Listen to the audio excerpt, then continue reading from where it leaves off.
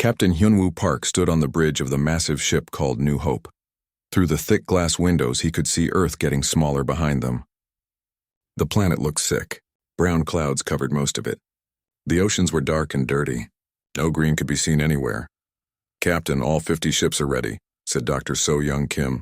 She was the best scientist they had. Her job was to help humans live on new worlds. 50 million people are waiting for your order." Hyunwoo took a deep breath. This was the biggest moment in human history. Earth was dying. The air was poison.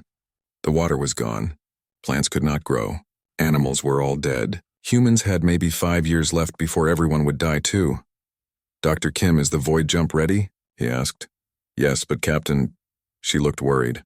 "We have only tested this 3 times. 2 ships never came back. The 3rd ship came back broken. Half the crew was dead." Engineer Dalho Lee walked over to them. He had built the void jump machines. "Captain, I know it is dangerous, but staying here means certain death. At least this way we have a chance." Admiral Miran Choi stood at the weapons control. She was in charge of protecting all the ships. "The Earth Defense Force is ready to fight if anyone tries to stop us. But most governments want us gone anyway. They think we are taking too many resources." Hyunwoo nodded. The rich people in powerful countries had their own escape plans. They did not care about regular people. Only Korea, Japan, and a few other countries had worked together to build these ships. Most humans would die on Earth. Only the lucky 50 million would try to reach the stars. "All ships, this is Captain Park," he said into the communication system. "Today we leave our home forever. We go to find new worlds where our children can live free. We may not all survive this journey, but those who do will build something better than what we leave behind." He looked at Dalho. "Start the void jump sequence." Dalho's hands moved over the controls. Lights began flashing all over the ship. A low humming sound grew louder and louder. "All ships report ready, Captain. The void drives are charging." So-Young checked her instruments. "Life support is stable on all ships. Food and water will last 2 years if we are careful." "Good." "All ships prepare for void jump in 60 seconds, Hyunwoo announced. The plan was simple. The 50 ships would jump together to the Proxima system. It was the closest star with planets that might support life. Human robots had been sent there 50 years ago. They had built basic shelters and started making breathable air. If everything worked, humans could start new lives there. But the void jump was not like normal space travel. Normal engines pushed ships through space slowly. The void jump was different. It would push them through the empty space between dimensions. They would travel thousands of light years in just a few seconds. The problem was that this empty space was not really empty. Strange things lived there, things that did not like visitors. 30 seconds, Dalho called out. Hyunwoo thought about his family. His wife had died in the Great Plague 5 years ago. His son was on one of the other ships working as a pilot. His daughter was in the science section with Dr. Kim. If they died today, at least they would die together trying to save humanity. 10 seconds, 9, 8, 7. The humming became so loud that people had to cover their ears. 3, 2, 1. Jump. The universe exploded into light. Hyunwoo felt like he was being stretched in every direction at once. His mind filled with strange visions.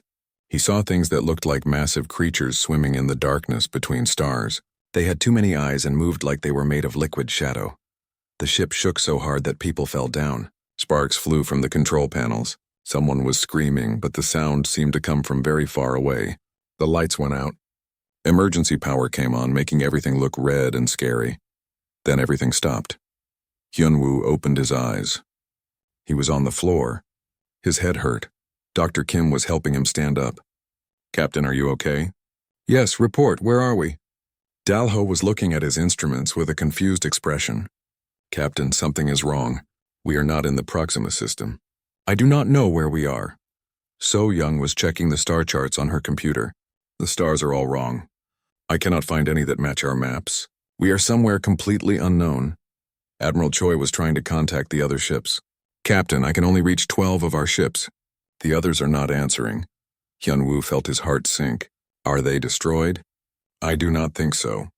I think they are just too far away. The void jump scattered us across space. Some ships might be light years from here." Dr. Kim checked the long-range sensors.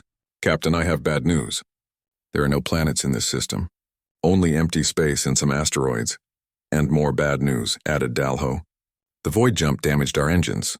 We cannot jump again. We are stuck here. Hyunwoo walked to the window and looked out at the alien stars. Everything looked different. The constellations were wrong. Even the colors of the stars seemed strange. Earth was so far away that they could never find it again even if they wanted to. "Captain," said a young officer, "the people are asking questions. They want to know what happened."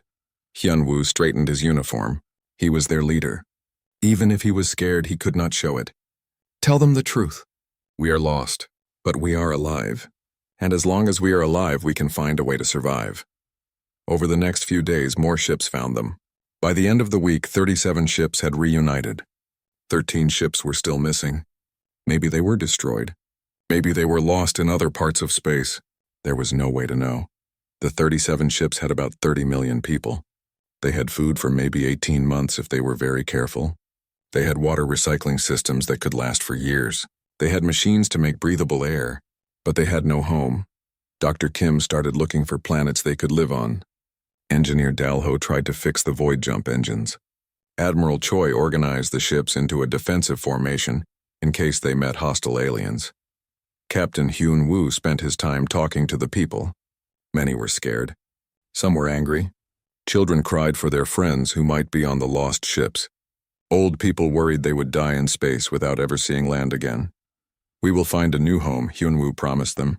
"Humans have always been explorers. Our ancestors crossed oceans to find new lands. We crossed space to find new worlds. We will not give up now." But late at night, when he was alone in his quarters, Hyunwoo looked at the strange stars and wondered if he had led 50 million people to their deaths. Earth was gone. They could not go back even if they wanted to. The void had taken them somewhere far from any human maps. They were truly alone in the darkness between the stars. All they had was each other and the hope that somewhere in this unknown galaxy, there was a place where humans could live. The void had cast them away from everything they knew. Now they would have to make their own destiny among alien stars. 6 months had passed since the humans arrived in the unknown part of space. Captain Hyunwoo had managed to find 25 of the original 50 ships. Half their people were still missing, scattered across the void. Food was running low. The recycled air tasted stale and metallic. People were getting sick from stress and poor nutrition. Dr. So-young Kim walked into the captain's quarters with her daily report. "Captain, we found 3 more asteroids with water ice. That will give us maybe 2 more months of drinking water." "What about food?" Hyunwoo asked. "The growing labs are working, but not well. We can make enough food to keep people alive, but barely. Children are not getting enough nutrition to grow properly." Commander Tae-min-yu, their military strategist, joined them. "Captain, the people are losing hope. Some are talking about giving up. They say we should have stayed on Earth and died with dignity instead of starving slowly in space." Hyunwoo rubbed his tired eyes. He had not slept well in months. Every day brought new problems. Every day more people looked at him with hopeless faces, then everything changed. "Captain," the voice came from the bridge communication system. It was pilot Dong-hyun Ko, one of their best scouts. "You need to see this. We found something incredible." Hyunwoo ran to the bridge. On the main screen he could see strange ships approaching. They were beautiful, made of some kind of blue-green metal that seemed to glow with its own light. The ships moved smoothly, like fish swimming through water instead of metal flying through space. "They are trying to communicate," said the communications officer. "The signal is complex, but our computers are starting to understand it." A few minutes later, a voice came through the speakers. It sounded musical, like someone singing words instead of speaking them. "Greetings, travelers from far away. We are the Velthari. We mean no harm. We wish to help." Dr. Kim grabbed Hyunwoo's arm. "Captain, this is first contact with alien life. This is the most important moment in human history. Can we talk back to them?" Hyunwoo asked. "Yes, sir. The computer has learned their language pattern." Hyunwoo took a deep breath. "Velthari ships, this is Captain Hyunwoo Park of the human fleet. We are lost. We need help. We know of your arrival, humans. Our sensors detected your ships when you appeared in our space. We have been watching you, learning about you. You seem to be peaceful people in great need." Over the next few hours, the Velthari sent smaller ships to meet with the humans. The aliens were tall and thin, with skin that changed colors like a rainbow. They had 4 arms and large eyes that seemed kind and wise. When they smiled, which they did often, they showed small white teeth. The Velthari leader was called Harmony Singer Velthane. She spoke perfect human language after only a few hours of learning. Your people have traveled very far. You have lost your world, yes? This is a great sadness, yes, Hyunwoo admitted. Earth is dying. We tried to reach a star system called Proxima, but something went wrong. Now we are lost. You are not lost, Velthane said gently. You are found. The Velthari have lived in this region of space for thousands of your years. We know many worlds where your people could live happily. We would be honored to help you find a new home. Dr. So-Young Kim could hardly believe what she was hearing. You would really help us? Even though we are strangers? All life is precious, Velthane replied. The galaxy is vast and often lonely. When we find others who seek peace, we must help them. It is our way. The Velthari brought supplies, food that humans could eat, clean water, and medicines that worked on human bodies. They had studied human biology from observing the fleet and had prepared everything the humans needed. Botanist Sun Hee-jung worked with Velthari scientists to understand how their technology worked. Captain, their science is incredible. They can make any planet suitable for human life. They can control weather, clean polluted air, even change the soil to grow earth plants. Engineer Dalho Lee was amazed by their ships. Their engines are so advanced. They do not use fuel like we do. They get power directly from space itself. With their help, we could fix our void jump drives. The Velthari showed the human star charts of nearby systems. There were dozens of empty planets that could be transformed into new Earths. Some had breathable air already. Others had water and good soil but needed atmosphere work. All of them were far better than the empty space where the humans were slowly dying. We will guide you to the best worlds, Velthane promised. Our ships will protect you during the journey. Our scientists will help you build new cities. In a few years, your children will run on grass under blue skies. Hyunwoo felt hope for the first time in months. Why are you being so kind to us? What do you want in return? Knowledge, Velthane said. Humans have sciences that we do not understand. Your people survived the death of their world and traveled across the void. This shows great wisdom and strength. If you share your knowledge with us, we will share ours with you. Together, both our peoples will grow stronger. Dr. Kim eagerly agreed to share human science with the Velthari. She showed them how humans could change the genes of plants and animals to make them stronger. She taught them about human medicine and how humans had learned to fix problems in their own bodies. The Velthari were amazed by human creativity. Your people think in ways we never considered, Velthane said. You take small things and combine them to make something completely new. This is a wonderful gift. For 3 months, humans and Velthari worked together. The aliens helped fix human ships and gave them better engines. They provided maps to safe travel routes and taught human pilots how to avoid dangerous areas of space. During this time, the Velthari found more scattered human ships and brought them to the main fleet. The human population grew back to 45 million as lost ships were rescued from distant parts of space. Everything seemed perfect. The humans were no longer dying slowly in empty space. They had friends who promised to help them build new lives on beautiful worlds. Children started laughing again. Adults made plans for the future. Captain Hyunwoo began to think that maybe their terrible journey had been worth it. Maybe losing Earth had led them to something better. Then the trap was revealed. The attack came without warning. Massive ships appeared from empty space, bigger than anything humans had ever seen. They were black and covered with weapons that glowed red like angry eyes. The attacking ships moved faster than anything should be able to move. Captain, Admiral Miran Choi shouted from the weapons station. Unknown ships are firing on us. The first blast destroyed 3 human ships instantly. Thousands of people died in seconds. The human fleet tried to fight back, but their weapons could barely scratch the enemy ships. Velthane, Hyunwoo called to the alien leader. Help us, use your ships to fight them. But when he looked at the screen, he saw something that broke his heart. The beautiful Velthari ships had moved away from the humans. They were not helping. They were joining the attack. Velthane's musical voice came over the communication system, but now it sounded cold and cruel. Forgive us, humans. We told you the truth about one thing: all life is precious. But the Dominion has rules. No new species may enter this region of space. You must be destroyed before you become a threat. You lied to us, Dr. Kim shouted. We trusted you. We gave you 3 months of hope, Velthane replied. That was a kindness. The Dominion wanted to destroy you immediately when you arrived. We convinced them to let us study you first. Now we have learned all we need to know about human weaknesses. The attack continued for 6 hours. The human fleet was helpless against the advanced weapons. Ship after ship was destroyed. Families were torn apart as escape pods scattered in all directions. Captain Hyunwoo watched 27 ships die. 27 ships full of people who had trusted him to keep them safe. People who had believed they had found friends in the darkness. Commander Tae-min Yu managed to organize the surviving ships into a defensive formation, but it was useless. They were fighting with simple weapons against enemies who had technology beyond human understanding. All ships, Hyunwoo ordered. Emergency jump. Everyone scatter. Do not try to stay together. Engineer Dalho Lee activated the emergency void jump systems. They were not fully repaired, but anything was better than staying to be destroyed. One by one, the surviving human ships disappeared into the void. When the jumping stopped, only 18 ships remained together. 20 million humans were dead. The rest were scattered again across unknown space, and this time they had no way to find each other. The humans who survived had learned a terrible lesson. The galaxy was not empty. It was full of aliens who would smile and offer help, then destroy anyone who was weak enough to trust them. Captain Hyunwoo looked at the strange stars around them and made a promise. Humanity had been betrayed once.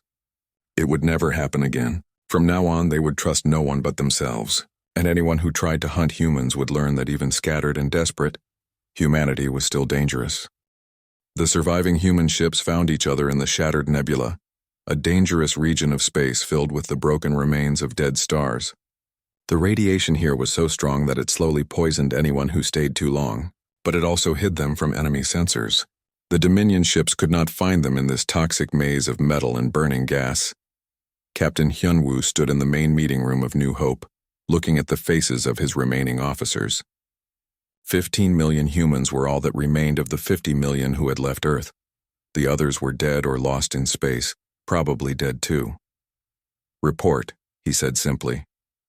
Dr. So-young Kim spoke first. Medical situation is bad, Captain. The nebula radiation is making people sick. We have maybe 6 months before people start dying from radiation poisoning. Maybe a year before everyone is dead? Dr. Chang-min Bae, their best physicist, had been studying the wreckage from the battle. Captain, I have been examining the alien technology we captured. The Veltharian Dominion ships use principles we never imagined, but I think I understand how their weapons work. General Ye Jin-song had been a special forces soldier on Earth before becoming a refugee. Now she was training every human to fight. Captain, we cannot run anymore. There is nowhere to run to. If we want to live, we have to fight. Engineer Dalho Lee had been working without rest for weeks. The void jump engines are working better now. I have been studying how the enemy ships move. They use hyperspace, which is different from our void jump. I think we can use this difference as a weapon. Hyunwoo listened to each report. His people were dying, but they were also learning. The attack had changed them. Before, they had been refugees hoping for kindness. Now they were something harder. What do you need? He asked. Time, said Dr. Bae. Give me captured alien technology and I can build weapons that will surprise them. People, said General Song. Every human must learn to fight, even children old enough to hold tools. Even old people who can barely walk. Everyone. Resources, said Dalho. The nebula has materials we can use. Rare metals from the dead stars. If we harvest them, we can build things the aliens have never seen. Young technician Bora Han had been quiet during the meeting, but now she spoke up. Captain, I have an idea about the void technology. What if we stop trying to use it for travel? What if we use it as a weapon? Hyunwoo looked at the young woman. She was barely 20 years old, but she had been working with the void drive system since they arrived in unknown space. Explain. The void space between dimensions is full of energy. When we jump, we borrow some of that energy to move our ships. But what if we do not borrow it? What if we steal it and use it to destroy things? Dr. Bae's eyes widened. You mean weaponizing dimensional energy? The power requirements would be enormous. Not if we do it right, Bora said. I have been studying how the nebula formed.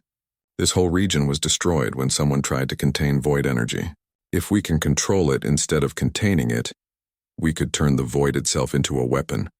Dalho finished. Over the following months, the humans changed in ways that surprised even themselves. The radiation was killing them slowly, but it was also teaching them things they never knew about survival. General Song divided the population into military units. Doctors became combat medics. Scientists became weapons designers. Artists became intelligence officers who could create perfect fake identities. Even young children learned how to operate weapon systems and repair battle damage. No more civilians, Song announced. Everyone serves the fleet. Everyone fights for humanity.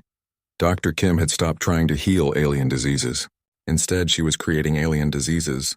The Velthari shared their biological data with us, she said. They thought they were teaching us. They were actually giving us weapons. Using Velthari biology information, Dr. Kim developed viruses that would kill aliens, but not harm humans. She created toxins that would shut down alien nervous systems. She learned how to make human blood poisonous to any alien that tried to bite or scratch them. Dr. Bay and his team reverse-engineered captured alien technology, but they did not just copy it. They improved it. Alien engineers think inside rules, he explained. They build machines that work perfectly for their intended purpose. Humans think outside rules. We build machines that work for purposes no one intended. Human ships began leaving the nebula on secret missions. Small groups would attack Dominion supply ships, steal their cargo, and disappear before help could arrive. Each raid brought new technology and information. Captain Hyunwoo led many of these raids himself. He learned that the Dominion was vast, controlling hundreds of star systems.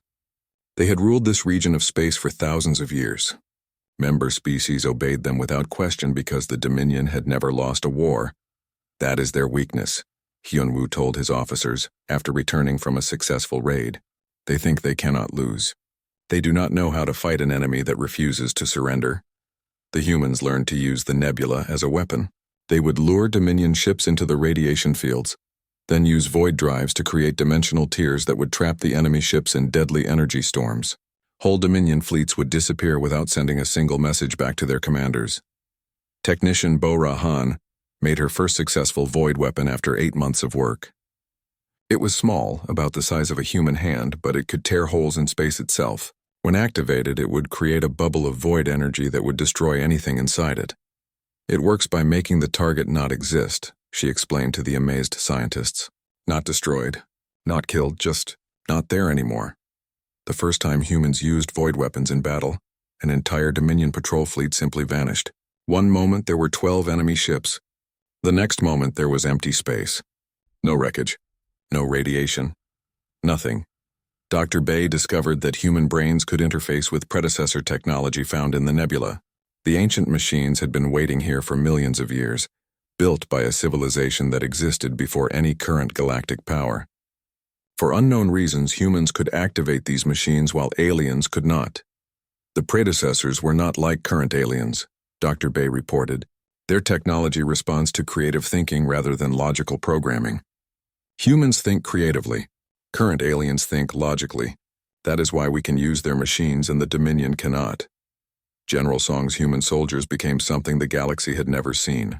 They did not fight like human soldiers from Earth, following rules and trying to minimize casualties. They fought like a species that had nothing left to lose. We do not take prisoners, Song instructed her troops. We do not accept surrender. We do not leave survivors who can report our capabilities. Every alien who sees human combat must die. The psychological effect was devastating.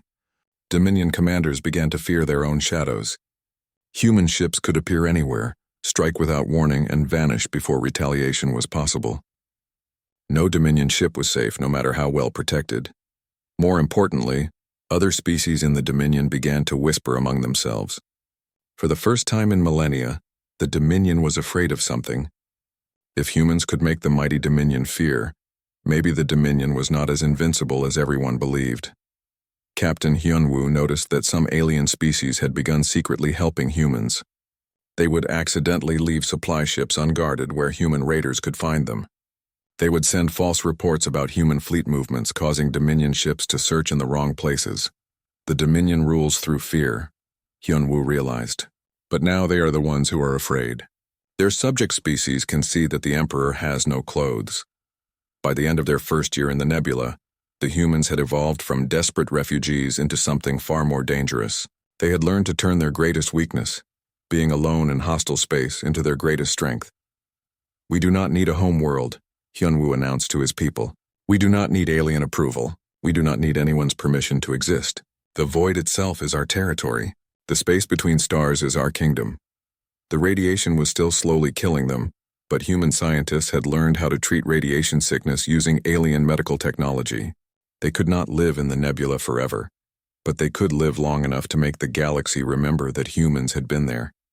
And when they finally emerged from their toxic sanctuary, they would emerge not as the desperate refugees who had entered, but as apex predators who had learned to hunt in the dark between the stars.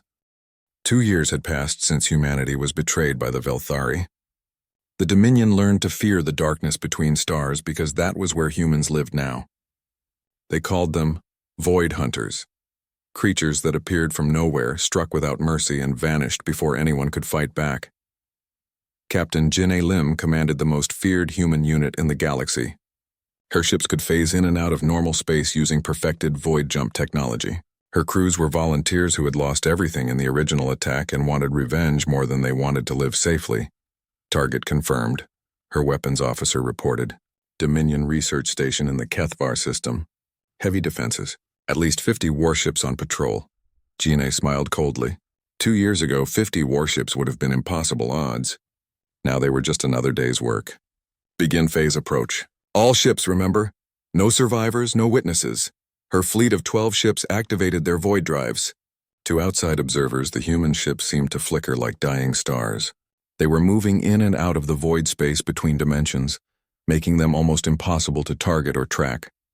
The Dominion sensors could not detect them until it was too late. Human ships materialized inside the enemy defensive grid, their void weapons already firing. Dominion warships simply ceased to exist as dimensional tears consumed them. The research station tried to send a distress signal, but human jammers using predecessor technology blocked all communications. In less than an hour, one of the Dominion's most important facilities was gone. The humans took everything useful and destroyed the rest. "Any casualties?" Jin-A asked as they prepared to jump away. "None, Captain. The enemy never even fired a shot. This was how humanity fought now. They did not engage in fair battles or honorable combat. They appeared from the void like demons, destroyed everything in sight, and disappeared before the enemy could respond." Dr. Seok-Ho Park, Captain Hyunwoo's younger brother, had made the breakthrough that changed everything. While studying predecessor ruins in the nebula, he discovered that the void between dimensions was not empty. It contained traces of technology from a civilization that had existed before any current galactic power. The predecessors did not just disappear, he explained to the assembled fleet commanders. They transcended. They found a way to exist partially outside normal space and time, and somehow humans have the same capability. Commander Yujin Kwan ran the Human Intelligence Network. She had agents throughout Dominion space, mostly aliens who had grown tired of Dominion rule and were willing to secretly help humanity. "The political situation is changing," she reported. 3 member species have openly rebelled against Dominion authority. 5 others are considering it. "Because of us?" asked Captain Hyunwoo. "Because of what we represent. For thousands of years, the Dominion told everyone they were unbeatable. We proved that was a lie. Now everyone who was afraid to fight back is finding their courage. The humans had learned that the galaxy was not naturally dominated by the Dominion. Most species had been conquered and forced to serve. They stayed obedient because they believed resistance was hopeless. Humanity's success proved that even the mighty Dominion could bleed. Engineer Dalho Lee had established secret shipyards in the void itself. Using predecessor technology and materials stolen from Dominion supply lines, he was building vessels that existed partially outside normal space-time. "We call them void citadels," he explained to visiting fleet commanders. "They can appear anywhere in the galaxy within hours. They can phase through solid matter. They can generate enough power to destroy planets." The new ships were massive but graceful, designed by humans who had learned to think in 4 dimensions instead of 3. They looked like crystalline cathedrals made of dark metal and contained energy. When they moved, space itself seemed to bend around them. Dr. So-Young Kim had stopped thinking of herself as a healer. Now she was the director of xenobiological warfare. Her laboratories created targeted plagues that would kill specific alien species while leaving others untouched. She had biological weapons that could destroy entire worlds if necessary. The Velthari thought they were superior because they had advanced science, she said, while reviewing her latest creations. They forgot that humans have something more important than advanced science. We have hate. And hate makes us very creative. The Velthari homeworld had been her first target. The beautiful ocean planet with its singing crystal cities was now a dead rock. Every Velthari in the galaxy had died within a month when Kim's virus spread through their trade networks. The species that betrayed humanity no longer existed. General Yejin Song commanded armies of human-trained alien soldiers. Species that had rebelled against the Dominion sent their best warriors to learn human military doctrine. They learned that humans did not just fight to win battles. They fought to make their enemies extinct. Traditional galactic warfare is about conquest, Song taught her alien students. You defeat enemies, then rule them. Human warfare is about elimination. We do not want to rule our enemies. We want them to not exist. The concept was alien to most galactic species, but it was devastatingly effective. Dominion commanders who had fought 1,000 battles found themselves completely unable to predict or counter human tactics, Captain. Hyunwoo received regular reports from scouts exploring the edges of known space. Human void fleets were making contact with civilizations beyond the old Dominion borders. Some were peaceful and offered trade agreements. Others were hostile and learned why that was a mistake. The galaxy is bigger than anyone realized, reported Scout Commander Min Ho Jiang. There are hundreds of species out there. Most have never heard of the Dominion. When we tell them about human history, many offered to join us. Humanity was no longer just surviving. They were expanding. Each new system they entered became part of growing human space. Some joined willingly after hearing about human technology and protection. Others joined after seeing what happened to systems that refused. The Dominion's response was predictable but useless. They sent larger fleets to hunt human ships. The humans simply avoided direct confrontation and struck at undefended targets. They tried to negotiate, but humans no longer believed alien promises. They attempted to form alliances with other galactic powers, but everyone had heard what happened to species that opposed humanity. The Dominion is learning what we learned, observed Commander Kwan. The galaxy is not a safe place, and when you are alone in the dark, predators will find you. Dr. Seok-Ho Park's research into predecessor technology revealed something that changed human understanding of the universe itself. The ancient civilization had not been destroyed. They had evolved beyond the need for physical existence and were still present in the void space between dimensions. They are watching us, he reported. The predecessors have been waiting for someone who could use their technology properly. Every time we activate their machines, they learn more about us, and they approve of what they see. This explained why humans could interface with predecessor technology, while other species could not. The ancient beings had been looking for successors, a species that combined creativity with ruthlessness, intelligence with the will to use it without mercy. We are not just using their technology, Seok-Ho realized. We are becoming like them. Each time we phase into void space, we become a little less physical and a little more energy. In a few generations, humans might not need physical bodies at all. The thought should have been frightening, but humans found it exciting. They had already lost their homeworld and their innocence. Losing their physical form seemed like a small price to pay for becoming masters of the galaxy. By the end of their second year as void hunters, humanity controlled more territory than the original Dominion. They had allies throughout the galaxy and enemies who feared to speak their name aloud. Most importantly, they had learned that the universe belonged to whoever was strong enough to take it. Captain Hyunwoo stood on the bridge of his flagship, now a void citadel that existed partially outside normal reality. Through the dimensional viewing ports, he could see all of human space at once, hundreds of star systems where human colonies were growing and human fleets patrolled. "Admiral," said his communications officer, "the humans had promoted themselves as their territory grew. We are receiving surrender offers from 12 more Dominion systems. They want to join human space voluntarily. Accept their surrender," Hyunwoo ordered. "Send occupation fleets to secure the systems. Any species that serve the Dominion willingly will be relocated to reservation worlds. Any that were forced to serve can apply for citizenship." The age of human expansion had begun. They had been cast into the void as refugees and exiles, but the void had not destroyed them. It had forged them into something that even the ancient predecessors found worthy of their inheritance. The galaxy was learning that humanity's destiny was not to find a place among the stars, but to remake the stars in humanity's image. 5 years after being cast into the void, Admiral Hyunwoo Park stood on the command bridge of the Eternal Void, a void citadel so massive that small moons orbited around it. Through the dimensional viewing screens, he could see the sprawling territory of human space, over 300 star systems where human colonies thrived and human fleets maintained order. The old dominion of Kethvar was gone. Some member species had been destroyed for their crimes against humanity. Others served as client states under human oversight. A few had earned full partnership through loyal service and were now proud citizens of the human hegemony. "Admiral," reported his aide, Commander So-Min Lee, "the morning status reports are ready." Hyunwoo nodded. The reports were always the same these days. More systems requesting to join human space, more alien species learning human technology and culture, more expansion into unexplored regions of the galaxy. Dr. So-Young Kim, now Director of Xenobiological Integration, entered the bridge.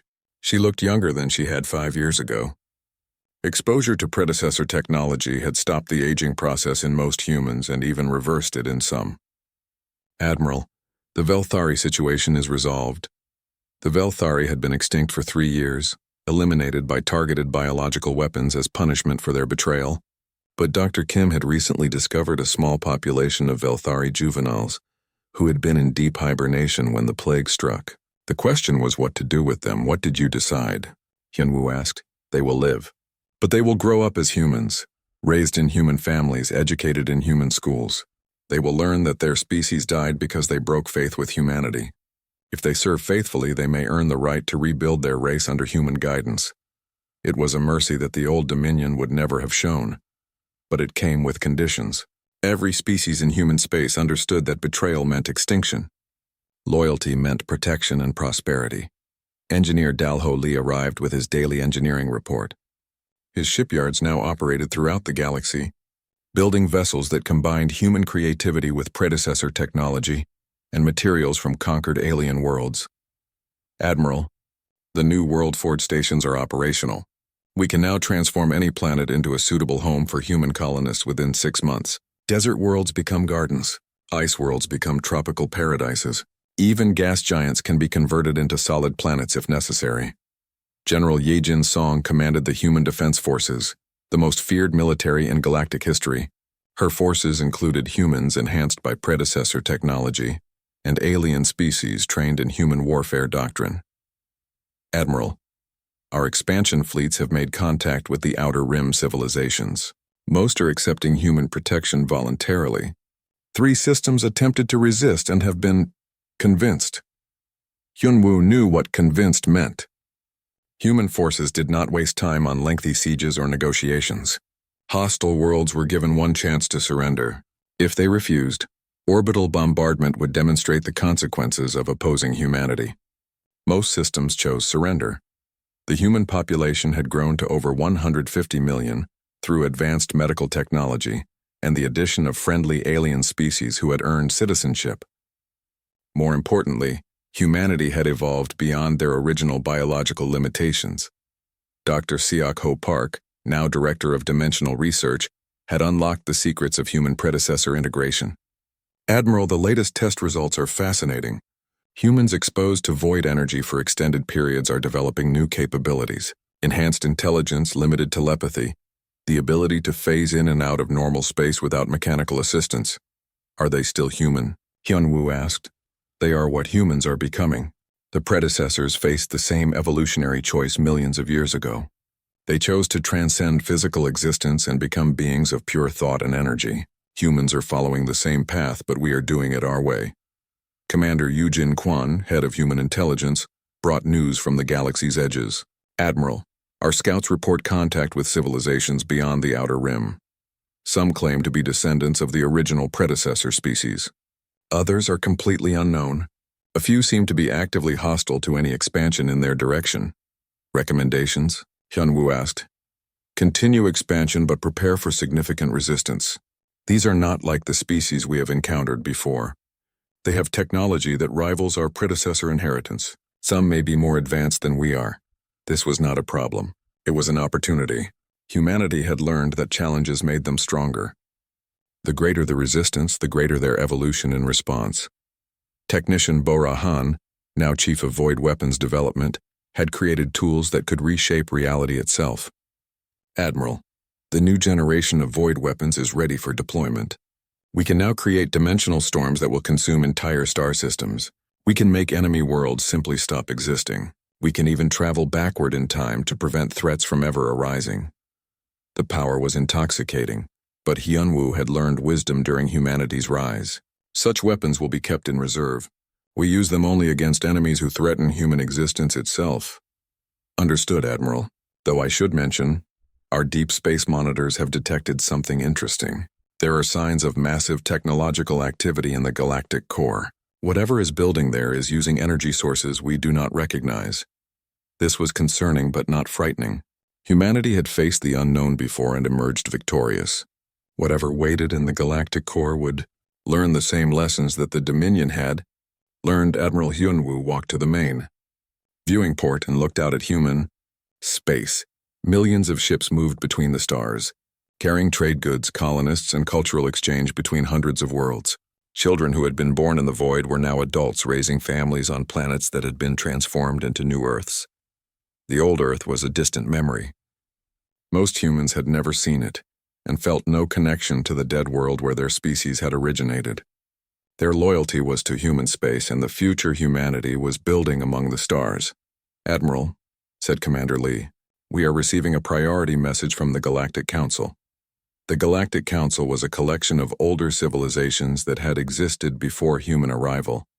They had initially dismissed humanity as primitive refugees, then tried to contain human expansion through political pressure, and finally accepted that human space was now one of the galaxy's major powers. What do they want now? Hyunwoo asked. They are requesting human assistance with a crisis in the galactic core. Whatever is building there has started consuming entire star systems. Their own investigation fleets have disappeared without sending reports back. Hyunwoo smiled. The proud civilizations that had once looked down on humanity were now begging for human help. It was satisfying, but it was also an opportunity to expand human influence even further. Send reply. Humanity will investigate, but any systems we liberate from this threat will join human space. The Council can accept our terms or handle the crisis themselves. Within hours, the Council accepted.